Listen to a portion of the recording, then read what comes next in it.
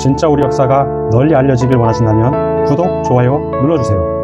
14년 당이 경관을 허물다. 자, 14년 당이 광주 사마 장손사를 보내 수나라 전사의 해골을 묻은 곳에 와서 제사를 지내고 당시에 세운 경관을 허물었다. 이렇게 기록이 나오니까 만약 당이 지 맘대로 와서 허문 걸로 보이잖아. 누군가 허락을 해줘야 가능한 거라고요. 누가 허락해주겠어? 고구려의 영유태양이 허락해 준 거지.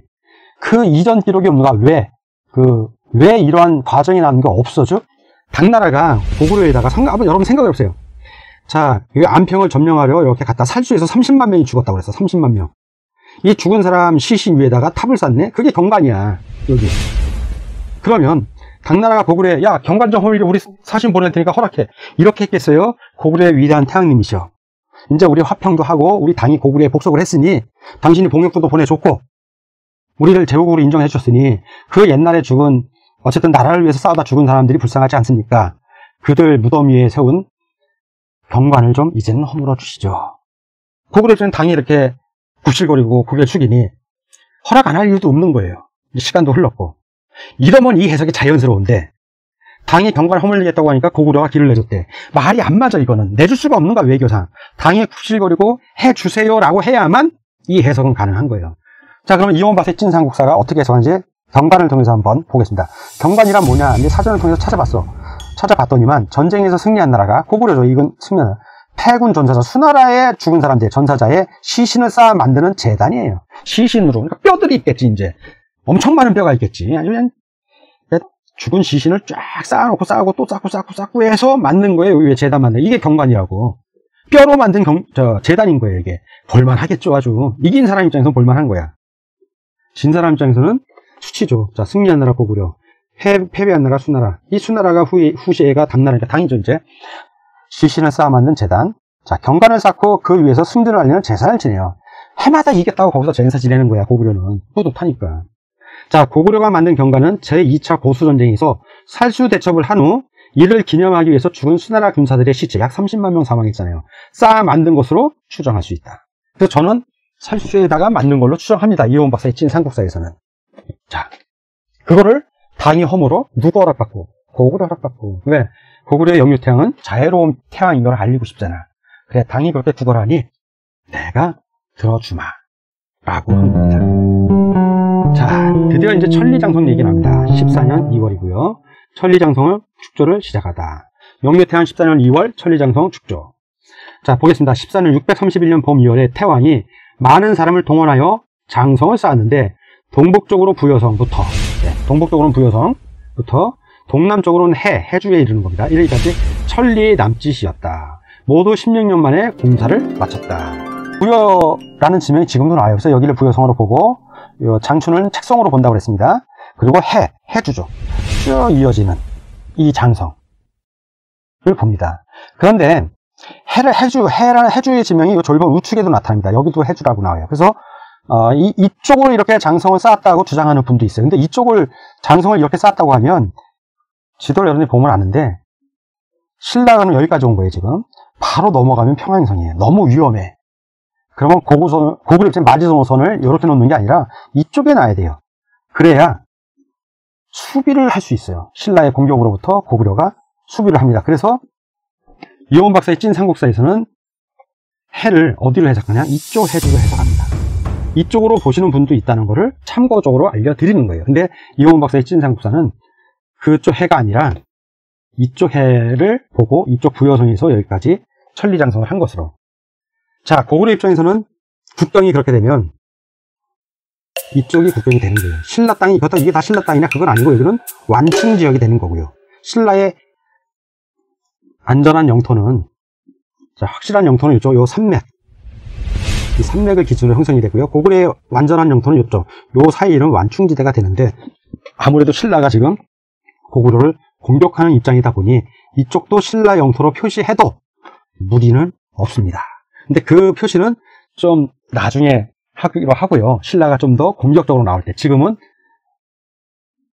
대비해서 상을 쌓는데 하나 착각하시면 안 되는 게 영유태양 14년에 지금 쌓았는데 14년에 바로 완공한 게 아니라 16년 만에 완공한다. 16년 만에. 그러니까 14년부터 16년을 더해야겠죠. 그러면 몇 년이에요? 영유태양 30년이 되겠죠. 진짜 완성되는 것. 근데 영유태양은 25년에 돌아가시니 보장태양 5년에 완성이 된다는 얘기예요. 그 얘기는 보장태양 5년 최소 그때까지는 고구려 영토가 여기까지인 거예요. 성을 쌓고 있다는 얘기니까. 그리고 그 위에도 이렇게 되다가 신라가 공세로 나올 때 그때 여기가 최종 국경이 되는 거고요. 그래서 고구려 입장에서는 서쪽에 당나라, 동쪽에 신라 이렇게 전선이 양분되어 있는 상황이에요. 네.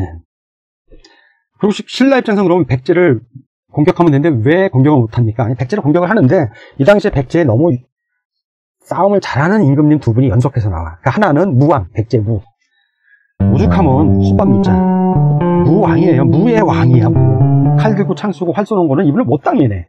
그러니까 백제에 워낙 싸움 잘하는 임금님이 있으니 신라가 어떻게 해볼지 못한 거고요. 그 다음에 또 임금된 분이 또 의자왕이야. 의자왕은 무왕의 맏아들이에요. 그리고 자기 아버지 밑에서 장군으로서 나가서 전쟁을 많이 해봤다고. 그러니까 의자왕도 전쟁이 거의 신이야, 이분도. 막판에 신라가 워낙 전략 전술을 잘 짜서 그렇지 또 하나 신라의 무기가 워낙 좋았어요. 그럼 그때 가서 얘기하기로 하고 그래서 신라가 백제를 거의 못 이깁니다. 왜? 계속 깨져, 지고. 전쟁에서 집니다, 신라가 오히려. 고구려가 오히려 만만해, 고구려가. 자, 영유태양 21년입니다. 영유태양 21년 10월. 신라 칠중성 공격에 실패하다. 21년 겨울 10월에 신라의 북쪽 변경에 칠중성 7개의 무거운 성을 침략하였다. 신라 장군 알천이 이를 막아 칠중성 밖에서 싸웠는데 우리의 군사가 패배하였다. 자, 신라의 북쪽 변경이 어딜까요? 변경을 그냥 보자. 지도에서 보면 자, 변경이 여기 있죠. 또 여기도 변경이 있네. 자, 이쪽 변경은 주로 서쪽 변경이라고 할 수 있고요. 금성을 기준으로. 신라의 수도 금성이, 이건 백제와의 경계는 서쪽 변경이라고 해서 고구려는 이게 북쪽 변경이죠. 여기가 북쪽 변경이다. 신라의 북쪽 변경. 자, 그러면 이쪽 북쪽 변경에서 공격을 했다는 얘기죠. 근데 칠중성 밖에서 우리 군사가 패배했다. 그러면 이때부터 슬슬 신라의 영토가 여기까지로 늘어나는 거죠. 고구려가 잠깐만요. 자, 이거 해주부터 부여선까지는 천리장성제 쌓는 중에 있고요. 그 와중에 여기에 공격했는데 졌어. 그러면 요 공백기 땅은 고구려 신라가 서로 왔다 갔다 영토가 하지만 신라가 좀 더 유리한 위치에 있는 거예요. 그렇지만 아직 요 천리장성이 있기 때문에 고구려가 더 이쪽에 영향을 행사할 수 있는 거죠.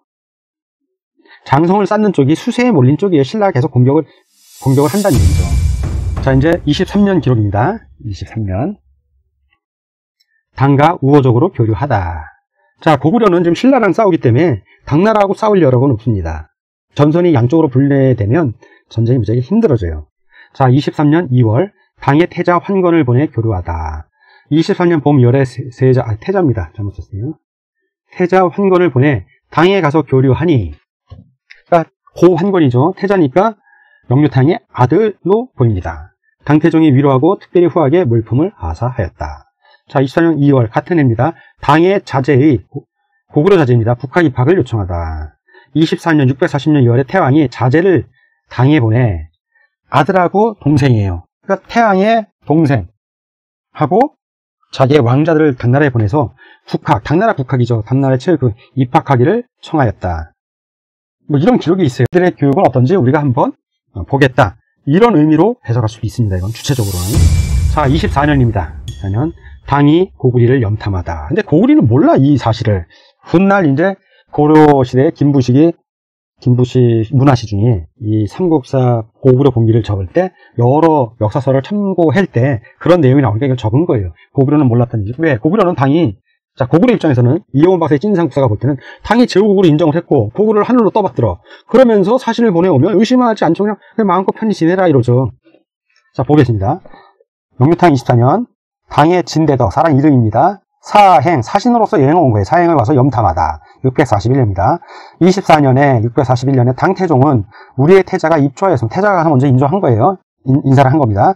그랬더니 직방낭주, 벼슬이의 이름입니다. 당나라 벼슬. 진대덕, 사람 이름이고요. 대덕이를 보내 노고에 화답하였다. 대덕은 고구려의 경내에 들어와서 이르는 곳의 성읍마다 관리에게 문의가 있는 비단을 후히 주고 뇌물을 준 거죠. 그리고 말하길, 내가 평소 산수의 경치를 좋아했습니다. 여기 경치가 아름다운 곳이 있으면 내가 그것을 봐도 되겠습니까? 라고 하였다. 지방관리가 지금 비단 받았잖아. 기분 좋잖아. 그래서 그를 인도에 유람하도록 하여 대덕이가 가지 않은 곳이 없었다. 마음껏 돌아다닌 거야. 네.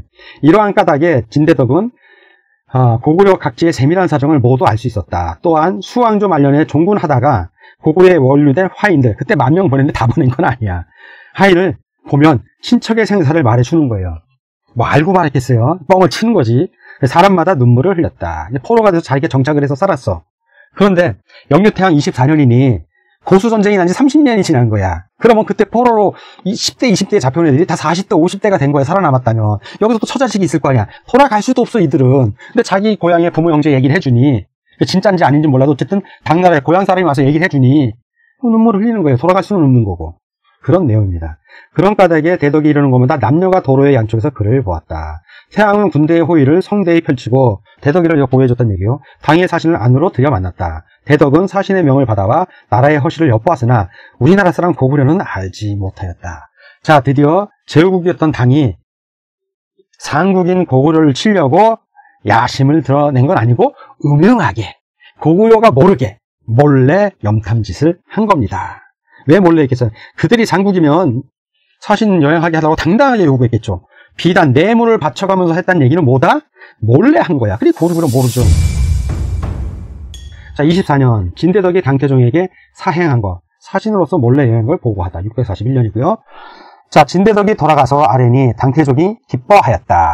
스파이가 와서 적진을 구석구석 돌아본 거야.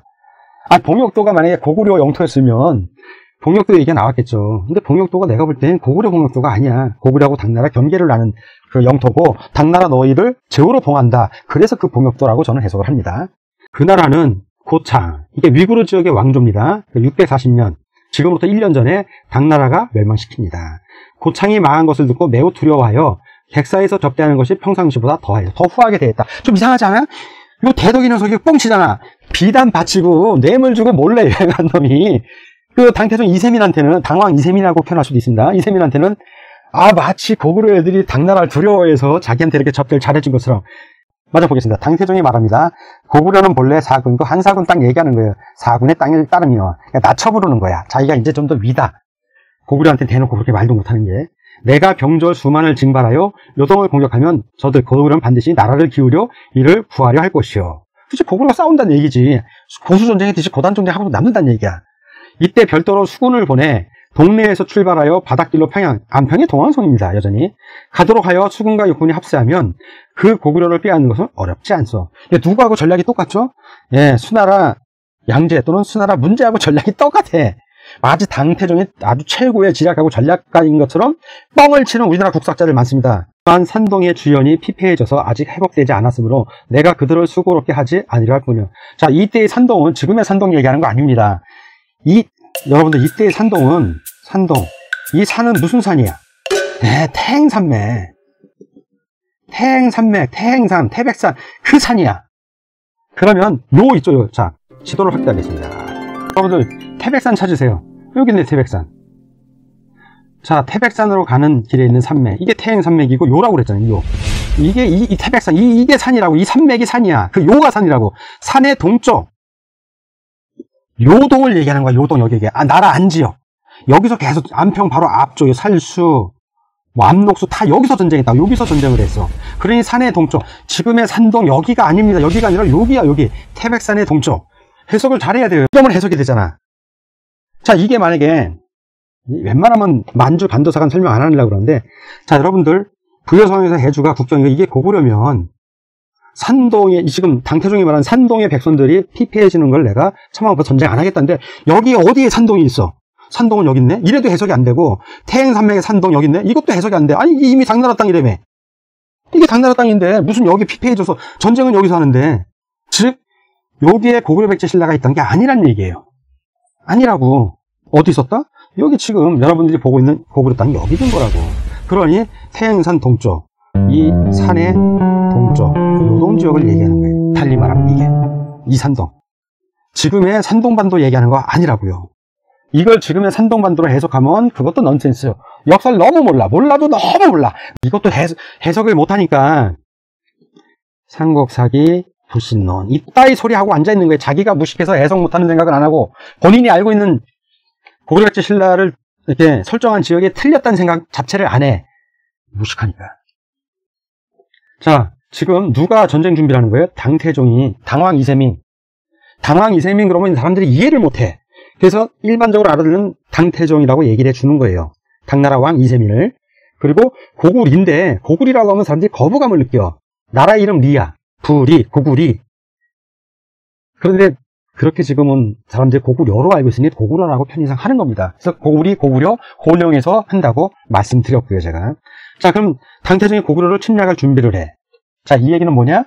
당태종 입장에서는 자기가 수나라의 양제보다 더 위대한 사람이라고 생각을 하니 그 옛날에 수도 고구려를 상대로 짱 떠서 자기들이 천자무기라고 했는데 당도 드디어 서쪽에 있는 애들 돌골족을 많이 정벌을 한 거야. 이제 나름대로 내실을 다졌다고 생각하니 고구려 칠 준비를 하는 겁니다. 자, 이 제후국 당왕 이세민이가 드디어 깍죽거리는 겁니다.